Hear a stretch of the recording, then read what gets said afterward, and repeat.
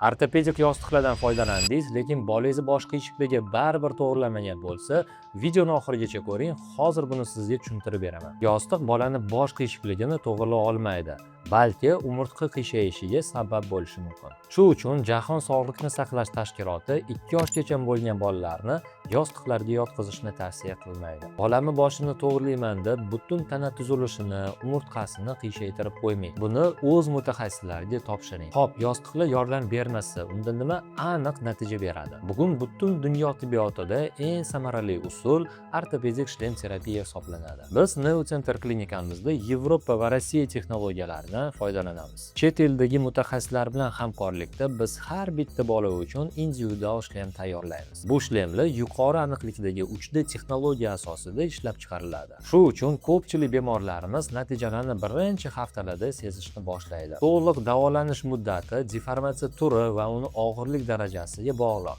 O'rtacha 3 oydan 6 oygacha bo'lishi mumkin. Agar farzandingiz boshida qiyshiqlik sezgan bo'lsangiz, har xil usullarni sinab bolangizni qiynamang. Vaqt yo'qotmasdan Neocenter mutaxassislariga murojaat qiling.